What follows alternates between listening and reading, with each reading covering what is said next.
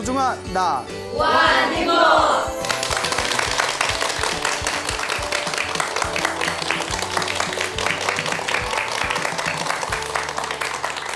예, 만나서 반갑습니다. 반갑습니다. 예, 광우 스님이라고 합니다.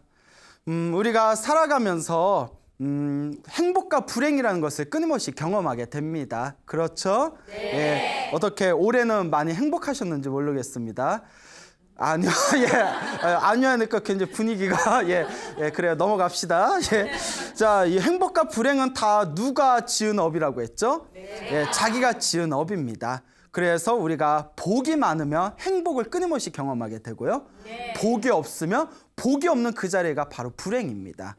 그래서 내가 복이 많은가 복이 적은가를 알고 싶으면 내 평상시에 나의 삶의 모습이 조금 더 행복한가 조금 더 불만족스럽고 불행한가라는 것을 스스로 비교해 보면 아, 내가 복이 많구나, 내가 복이 적구나 라는 것을 알게 되죠. 우리 앞에 펼쳐진 모든 것이 이 업보라고 했을 때 이 업보라는 것은 내가 지은 업이다라고 우리가 표현을 했을 때 우리는 세 가지로 업을 짓는다고 했습니다. 제가 항상 누누이 말씀을 드렸죠. 그래서 머나먼 과거 전생에서부터 항상 몸과 입과 생각으로, 몸과 말과 생각, 이 세 가지로 업을 짓는 것이죠. 이 몸과 말과 생각으로 이 업을 짓는 것을 우리가 삼업이라고 부릅니다. 무슨 업이라고 한다? 삼업. 그래서 몸으로 지은 업과 입으로 지은 업과 생각으로 지은 이 업들이 좋은 의도로 지었을 때는 선업이 되는 거고, 선업은 우리가 복으로 바뀌게 되죠. 나쁜 의도를 가지고 몸과 말과 생각으로 행위를 일으켰을 때 우리는 그것을 악업이라고 부릅니다. 우리가 악업을 지으면 그것은 이제 박복함, 참 박복하다라고 표현을 쓰죠. 박복함으로 이제 변화되어지는 것입니다. 그래서 우리 불교에서는 우리 삶에 있어서 진정한 행복을 얻고자 할 때 행복을 장애하는 것이 바로 업보의 장애물 해서 업장이라고 부르게 됩니다. 이 행복을 장애하는 업보, 악업의 장애물을 녹이는 가장 좋은 방법이 바로 기도가 되는 것입니다. 그래서 우리 불자가 행복해지기 위해서 내디뎌야 할 첫걸음은 바로 기도입니다. 실제로 우리 주변에 역사적으로 또 지금 이 순간에도 많은 불자들이 힘들고 괴로울 때 간절히 기도를 해가지고 불보살님의 가피와 영험과 은혜를 받아서 자신의 운명을 아름답게 바꿔나가신 분들이 의외로 굉장히 많습니다. 그래서 우리 부처님께서 세상에 출현하신 것이 약 2500여 년 전이었고요. 그리고 이제 우리가 중국 불교가 또 활성화되어지고 또 한국으로 불교가 넘어오게 되고 이런 과정에서 간절하게 우리와 같은 평범한 사람들이 간절하게 부처님과 보살님들께 기도를 해서 영험을 얻은 그 내용들, 역사적인 내용들을 모아놓은 것을 우리가 영험록 혹은 영감록이라고 부르게 됩니다. 이 영험록과 영감록에 굉장히 많은 분량이 있는데 팔만대장경에 보면 그 많은 분량에 불보살의 가피를 받은 기적 같은 신비한 이야기가 굉장히 많이 모여져 있습니다.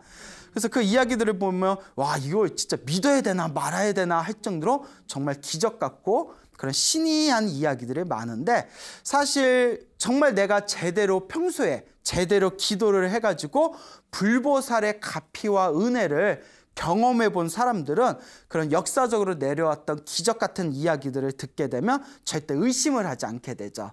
근데 자기가 직접 기도해 보지 않고 또 부처님의 가피를 받아보지 않았던 사람들은 그런 어떤 불보살님의 그런 기적 같은 이야기들을 보면 야, 이거 뻥 아냐? 이런 식의 이제 마음을 일으키는 경우가 있습니다. 그 결론은 자기가 체험을 해봐야 돼요. 기도를 해서 자기가 체험을 해봐야지.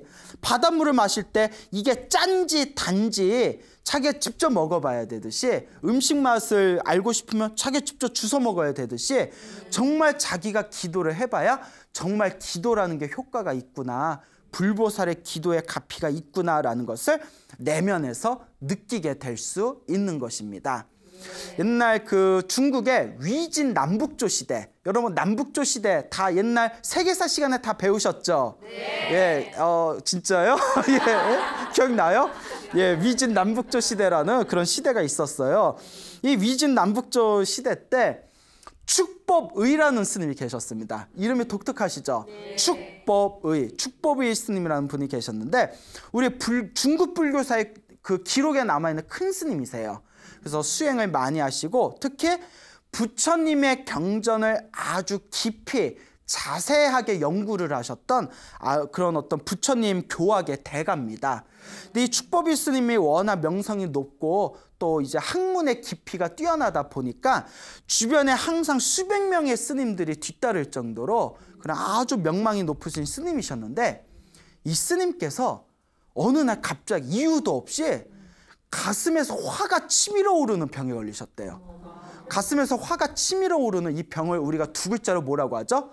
그렇죠. 화병이라고 하죠. 여기다 아마 화병 초기 증상 있을 법도 하는데, 자, 그 화병이라는 게 실제로 세계 의료기구에서 정식으로 등재되어 있는 질병이랍니다.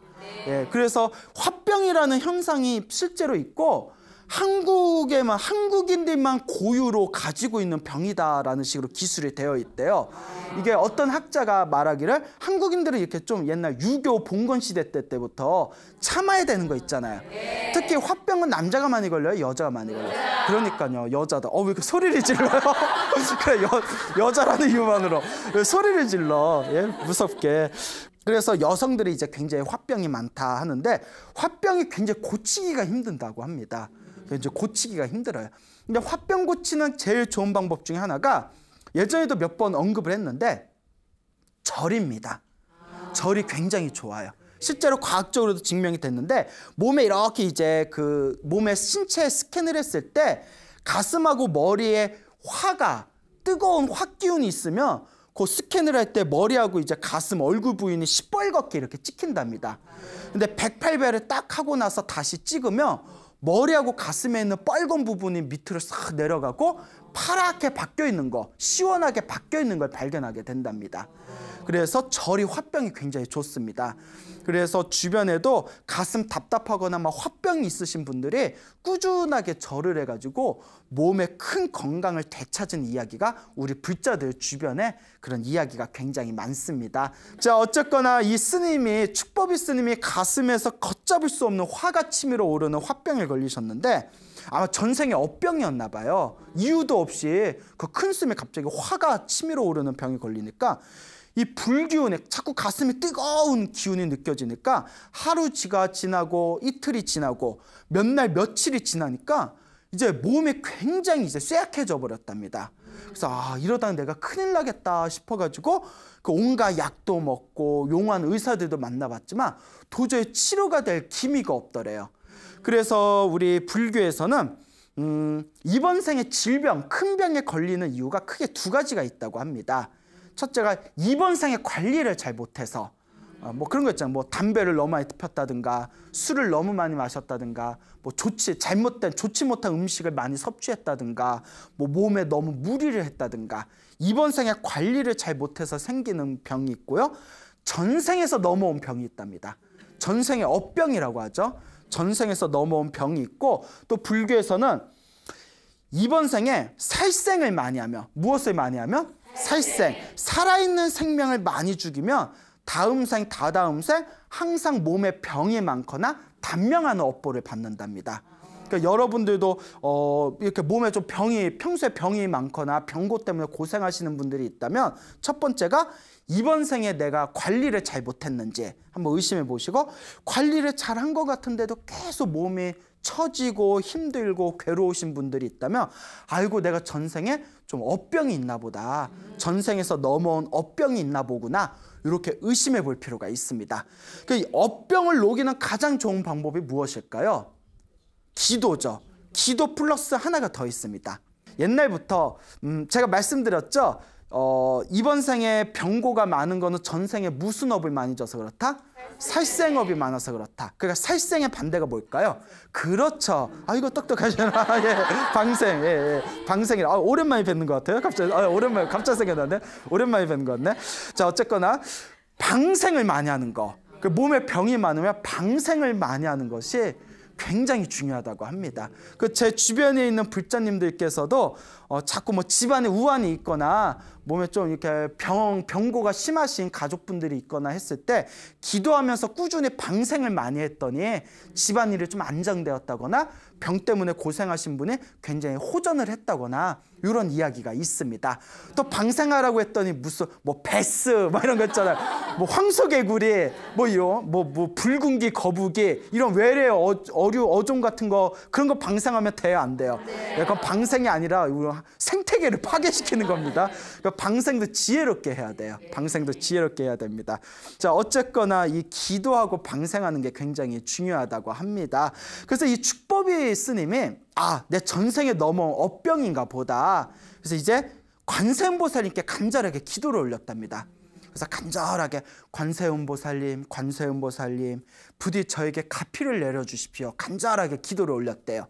간혹 제가 주변 분들한테 기도를 좀 많이 하십시오 이렇게 말씀을 드리면 의외로 절에 다니시는 분들 중에서도 스님 기도를 어떻게 해야 되는지 모르겠어요 이런 분들이 굉장히 많아요. 예, 그럴 때마다 제가 항상 소나무를 통해서 많이 말씀을 드렸던 것 같은데 항상 근데 막상 기도를 하려면 어떻게 해야 되는지 모르겠습니다라는 말씀을 많이 하시더라고요. 기도는 무슨 기도를 하든 하나를 딱 정하고 꾸준히 집중하는 게 기도입니다. 예를 들어서 나는 관세음보살 기도를 하겠다 하면 아침에 눈을 뜨면 저녁에 잠들 때까지 최대한 관세음보살을 놓치지 않는 거예요. 어렵지 않죠? 어렵지 않아요. 뭐 기도라고 하니까 무슨 거창한 무엇이 있는 게 아니라 관세음보살 기도를 하겠다 하면 아침에 딱 눈을 뜨면 저녁에 잠들 때까지 최대한 관세음보살님을 마음속에 놓치지 않고 계속 관세음보살을 부르는 거고, 선생님 저는 지장보살을 부르고 싶습니다 하면 똑같습니다. 아침에 눈 뜨면 저녁에 잠들 때까지 항상 지장보살을 놓치지 않고 마음속으로 계속 연부를 하는 거. 그리고 연부를 하면서 중간중간마다 자기가 원하는 간절한 소망을 일으키면 되는 거죠. 어쨌거나 축법이 스님도 그렇게 몇 날 며칠 동안 쉬지 않고 계속 관세음보살을 불렀답니다. 관세음보살님, 제가 전생에 업이 두꺼워서 갑자기 가슴에서 화가 치밀어 오는 병에 걸렸나 봅니다. 저에게 가피를 내려주십시오 하고 한결같이 기도를 올렸을 때, 근데 우리가 기도를 할 때 여러 번 말씀드렸죠. 전생에 지어놓은 복이 많으면 기도의 효과를 좀 어떻게 하고? 빨리 보고. 전생에 지어놓은 복이 없으면 이번 생에 기도를 좀 열심히 한 것 같아도 효과를 더디게 본다. 그러니까 결국 자기가 지은 복대로 사는 거예요. 근데 이 축법이 스님은 전생에서도 얼마나 수행을 많이 하셨겠어요. 간절하게 기도를 하다가 몇 날 며칠이 지난 뒤에 어느 날 꿈을 꾸게 됩니다. 기도를 하다 보면 그런 어떤 신령스러운 어떤 길몽이 있거든요. 물론 너무 꿈에 집착하면 안 돼요. 꿈에 집착하면 안 되지만 기도하다 보면 그런 어떤 가피가 담겨있는 아주 그런 수승한 꿈을 꾸게 되는데, 이 축법이 스님께서 다 꿈에 들었는데 웬 남자가 쓱 들어오더래요. 남자가 쓱 들어오더니 축법이 스님이 누워있는데 배를 쑥 칼로 갈라버리더래요. 근데 이런 꿈을 꾸신 분들이 많아요. 제가 알고 있는 뭐 비구니 스님, 누구 스님 하시는 분들도 뭐 너무나 몸이 안 좋았을 때 기도를 열심히 했더니 꿈에 뭐 의사나 뭐 누가 나타나가지고 자기 배를 갈라가지고 뭐 뱃속을 깨끗하게 닦아주었다, 이런 꿈을 꾸신 분들이 제 주변에도 많습니다. 일종의 꿈의 패턴인가 봐요. 네? 어떻게 레퍼토리가 똑같아. 예? 근데 실제로 있어요. 그런 꿈을 꾸신 분들이. 저하고 친한 스님 중에서도. 그러니까 무시할 게 못 돼요. 예, 제가 설마 거짓말 하겠습니까? 물론 할 수도 있어요. 예, 너무 믿으면 믿는 도끼에 발등 찍히는데 제가 부처님 법 갖고는 거짓말 안 합니다. 자, 어쨌거나 이 축법이 스님 방에 웬 사람이 쑥 들어오더니 꿈에서 칼로 스님의 배를 딱 이렇게 가르더니 창자를 다 꺼내더래요. 내장을 막 꺼내더랍니다. 무슨 공포 영화죠? 내장을 딱 꺼내가지고 어떻게 했을까요? 순대? 예, 죄송합니다. 예, 그래요? 자, 이 내장을 다 꺼내가지고 요 큰 이제 물동이에다가 그 내장 깨끗이 닦아더래요. 이렇게 빡빡 닦더래요. 닦는데 축복 있으면 누워가지고 자세히 자기 내장을 봤더니 오만 더러운 덩어리들을 덕지덕지 붙어있더래요. 덕지덕지 내장에 막 덩어리 더러운 게 덕지덕지 붙어있더랍니다. 근데 그걸 막 깨끗이 닦아주더래요. 깨끗해진 내장을 어떻게 했다? 네, 다시 뱃속에 이렇게 넣어주더랍니다. 뱃속에 넣고 이렇게 실로 봉합을 해주더니 스님 다 나았습니다 하면서 사라지더래요. 그래서 꿈에서 깼는데 그 뒤로 병이 낫다 안 낫다? 병이 여기서 안 낫대요 해버리면 문제가 있겠죠. 그 뒤로 축법이 스님의 병이 완치가 됐답니다. 그래서 이 축법이 스님이 당신이 체험하고 경험한 거잖아요. 아까도 말씀드렸죠. 기도는 체험이 중요하다고. 체험을 한 사람은 이런 이야기에 의심이 없죠. 그래서 이 체험을 하신 축법이 스님이 평소에 스님과 신도들, 그 친분 있는 사람들한테 이 이야기를 자주 했답니다. 당신도 얼마나 신기했겠어요. 이 이야기를 자주 했기 때문에 사람들이 그걸 기록에 남겨서 오늘날까지 이 축법이 스님의 그 화병을 치료한 이야기가 지금까지 전해지고 있는 겁니다. 또 이와 비슷한 이야기가 있는데요. 역시 축법이 스님이 사시던 남북조 시대 때 이야기입니다. 이게 옛날 팔만대장경에 있는 옛날 이야기예요. 제가 이렇게 여러분들에게 들려드리고 싶어서 찾아온 건데 그 당시에 그 남북조 시대에 노씨성을 가진 성이 노씨. 여러분 혹시 노씨 있으세요? 노씨? 없고 있어도 모른 척? 자, 어쨌거나 노씨성을 가진 관리가 있었는데 이 노씨성을 가진 관리한테 딸이 하나 있었대요. 정말 눈에 넣어도 아프지 않을 만큼 사랑하는 딸이 있었는데 이 딸이 한 10살 정도가 되었을 때 갑자기 심한 중병이 걸렸답니다. 그러니까 여러분 우리가 부모 마음에 가장 속 썩을 때가 언제예요? 그렇죠. 자식이 아플 때지 않습니까?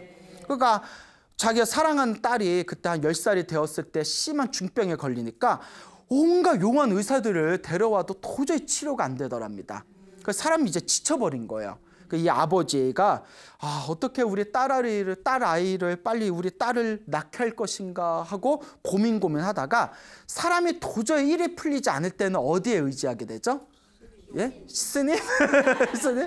예, 그렇죠. 종교에 의지하게 되죠. 예, 종교에 의지하게 되고 절에 가서 상담도 받고 막 답답하면 막 점집도 가고 하잖아요. 그러니까 힘들고 괴로울 때 누군가에게 의지하고 싶은 마음이 생기고 누군가에게 의지하고 싶은 마음이 생길 때 사람을 잘 만나야 돼요. 그때 사입이 만나면 요새 뭐 드라마 그거 나오잖아요. 사입이 나온 드라마. 힘들고 괴로울 때 그 틈을 이용합니다. 그때 사람 잘못 만나면 돈 날려, 마음 버려, 막 못 망쳐. 그러니까 그때 사람을 잘 만나야 돼요. 그래서 딸이 아픈 딸을 둔 이 아버지가 그때 다행히 이제 좋은 스님을 만나게 됩니다. 그 좋은 스님을 딱 만났을 때 정말 이제 제대로 가르쳐주는 스님은 기도를 많이 시킵니다. 사실 왜? 내 앞에 펼쳐진 행복과 불행이 다 누가 지은 업이니까. 내가 지은 업보니까. 내가 지은 업보를 녹이려면, 내가 지은 전생의 악업을 녹이려면 결국 뭐밖에 없다고 했어요? 그렇죠. 처절한 기도밖에 없어요. 어설프게 하는 것 갖고는 안 됩니다. 어설프게 100, 깔짝한 뒤에 효과 있니 없니 막 이러고 그러면 안 되죠. 정말 피눈물 흘리는 마음으로 처절하게 기도를 했을 때 내가 지은 업보가 점점 녹아내려져 가는 걸 느끼게 되죠. 그때 그 스님이 역시 그 기도를 시킵니다. 그 아버지에게 글쎄 제가 가만히 이야기를 들어보니까 이건 전생에 넘어온 무슨 병 같습니다. 업병인 것 같습니다. 다 전생의 업보의 소치인 것 같으니까 그러지 말고 우리 부처님 경전에 의하면 위급한 일을 당했을 때 불법승 삼보에 귀의하고 자기가 전생에 지었던 업장을 참회하면서 간절하게 기도를 하면 반드시 영험을 본다라는 내용의 불경에 나옵니다. 그러니까 딸에게 기도를 시키십시오. 그러니까 아버지가 무슨 기도를 시킬까요? 관세음보살을 부르십시오. 이 사바세계는 관세음보살과 인연이 깊기 때문에 우리가 관세음보살을 구고군한, 대자대비 구고군한이라고 불러요. 대자대비는 다 아시죠? 네. 큰 자비를 갖췄고 구고군한이 뭐예요? 구구콘? 아니잖아요. 예? 구고군한은 죄송해요. 예. 그러시네. 고난에서 구해주신다. 고난, 괴로울고 어려울 난. 괴로움과 어려움에서 구해주시는 분, 그분이 바로 관세음보살이라는 거죠. 관세음보살을 간절하게 부르십시오라고 시켰다고 합니다. 10살 된 딸아이한테 깨끗하게 목욕을 시킨 뒤에 집안에다 관세음보살상을 하나 구했대요. 그리고 딸한테 계속 관세음보살님한테 절하면서 관세음보살님을 계속 불러라 라고 시켰대요. 10살짜리 애한테. 애가 해야 안 해요? 착해서 했대요. 착해서 했다. 여기서 안 했어요 하면 또 이야기가 저는 진행이 안 되죠. 근데 여러분, 옛날부터 큰 스님들도 그런 말씀을 하셨고 저도 어렸을 때 경험이 있긴 한데, 어렸을 때 어린아이가 어렸을 때 기도를 하면 기도발이 엄청 빠르답니다. 왜 그럴까요? 그렇죠. 순수하기 때문에. 애들은 의심이 없어요. 애들은 의심이 없어요. 예? 그러니까 제 예전에 태극권을 가르치던 선생님이 계셨어요. 이 태극권을 가르치던 선생님이 태극권 깊은 경지에 가려면 그 내공법이 있대요. 그 내공법 중에 하나가 내 몸을 허공과 같이 지워버리라고 상상을 하는 거래요. 내 몸을 허공과 같이 지워버리라고 상상을 하면, 여러분 이렇게 만약에 눈 감고 내 몸을 허공과 같이 지워버린다 이렇게 상상을 하면 지워져요, 안 지워져요? 안 지워지죠. 이렇게 내 몸은 허공과 같이 지워진다 이렇게 있다가 개뿔 지워지게 막 이러잖아요. 막 모기만 날라오고 그러지 않습니까? 근데 애들은 유치원이나 초등학교 저학년 애들한테 딱 앉혀놓고 그 태극권 선생이 네 몸이 지우개로 다 지워졌다고 상상해봐 하고 앉혀놓으면 갑자기 선생님 제 몸이 사라졌어요 이런데요. 애들은 순수하니까 그냥 믿고 바로 들어간다는 거예요. 예, 그게 굉장히 중요합니다. 그러니까 이 아이가 아버지가 시켰으니까 요 분이 관세음보살님이시다. 이 관세음보살님한테 네가 열심히 기도하면 네 몸이 다 나을 거다. 관세음보살님을 믿고 기도하라 하니까 10살짜리니까 딱 믿을 거 아니에요. 그러니까 관세음보살님 저 좀 치료해 주세요 하면서 그 고사리 같은 애띤 손으로 계속 절을 하면서 기도를 올렸대요. 하염없이 절하고 기도 올리고 절하고 기도를 올렸는데 그 며칠이 지났을 때 밤에 그 부부가 아버지하고 엄마가 자고 있는데 그 딸이 갑자기 쑥 들어오더래요. 들어오더니 아버지 어머니, 그러니까 왜 그래 어디 아파 했더니 이상한 꿈을 꿔가지고 꿈에 놀래서 왔어요 이러는 거예요. 무슨 꿈을 꿨냐 이러니까 꿈을 꿨는데 황금으로 된 불상이 나타나더니 제 몸을 이렇게 막 만져주는 꿈을 꿨어요 이러는 거예요. 그 황금 불상이 나타나서 제 몸을 막 이렇게 만져줬는데 너무나 생생해서 꿈에서 깼습니다 하니까 그때 아버지가 야, 네가 낫겠구나. 그 부처님께서 너를 치료해 주신 거다 했는데 아니나 다를까 그 꿈을 꾸고 나서 며칠이 지난 뒤에 그 딸아이의 그 어떤 의사도 치료할 수 없었던 딸아이의 중병이 완전히 치료가 되었다라는 이야기가 전해지고 있습니다. 그러니까 이 어린 나이에 부처님의 은혜를 받았으니 아이가 얼마나 감동을 받았겠어요. 그러니까 이 딸아이가 그렇게 10살이었을 때 자기 몸이 다 치료가 되고 나서 툭 하면 부모님한테 저는 크면 머리 깎고 출가할래요. 크면 머리 깎고 출가할래요. 노래를 불렀답니다. 그리고 아니나 다를까 그 딸아이가 나이가 든 뒤에 부모님의 허락을 받고 출가를 하게 됩니다. 출가를 해서 받은 법명이 현조라고 합니다. 그래서 이 이야기가 현조 비구니 스님의 이야기다 해가지고 이 현조 비구니 스님이 머리를 깎고 출가한 뒤에도 내가 원래 10살 때 죽었어야 할 목숨인데 부처님 덕분에 내 명이 길어졌으니 내가 부처님의 은혜를 열심히 갚겠다 해가지고 열심히 평생 동안 수행하면서 항상 법화경 공부를 열심히 하셨다라는 내용이 지금까지 전해지고 있습니다. 이와 같이 기도라는 것은 우리에게 놀라운 기적을 선사하는구나 라는 것을 여러분들이 한번 명심하시길 바랍니다.